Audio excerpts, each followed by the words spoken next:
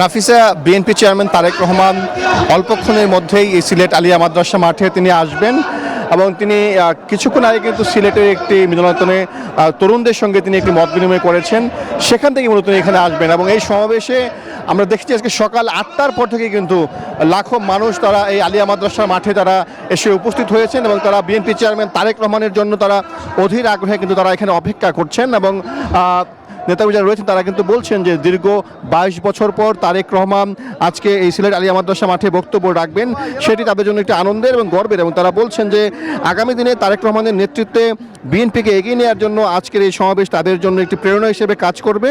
এবং বিএনপির প্রতিষ্ঠার পর থেকেই যে একটি রেওয়াজ যে সিলেট থেকে তাদের যে নির্বাচনী প্রচারণা শুরু করা, সেটি এবারও হওয়ায় তারা কিন্তু উচ্ছ্বাস প্রকাশ করেছেন এবং তারা বলছেন যে সিলেটবাসী এর জন্য গর্বিত।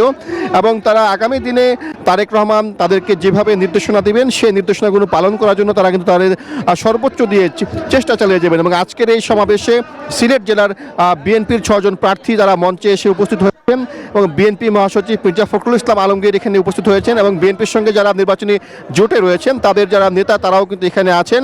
এবং কিছুক্ষণ পর তারেক রহমান তার স্ত্রী ডাক্তার জুবাইদা রহমানকে সঙ্গে নিয়ে এই সমাবেশে আসবেন এবং সমাবেশে তিনি আজকে বিএনপির যে নির্বাচনী ইশতেহার, বিএনপির যে নির্বাচনী অঙ্গীকার, সেই বিষয়গুলো তুলে ধরে বক্তব্য রাখবেন এবং আগামী দিনে মানুষকে ধানের শীষে ভোট দেওয়ার জন্য তিনি আহ্বান জানাবেন।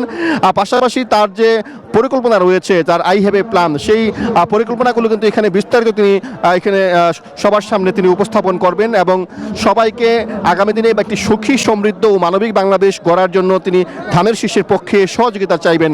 এবং বিএনপির তরফ থেকে জানানো হয়েছে যে আজকে তারেক রহমান এখানে যে সমাবেশ, সেই সমাবেশটি শেষ করে তিনি সরাসরি চলে যাবেন মৌলভীবাজারে, সেখানে আরেকটি সমাবেশ রয়েছে এবং সেখান থেকে সমাবেশ শেষে তিনি যাবেন হবিগঞ্জে আরেকটি সমাবেশে তিনি বক্তব্য রাখবেন।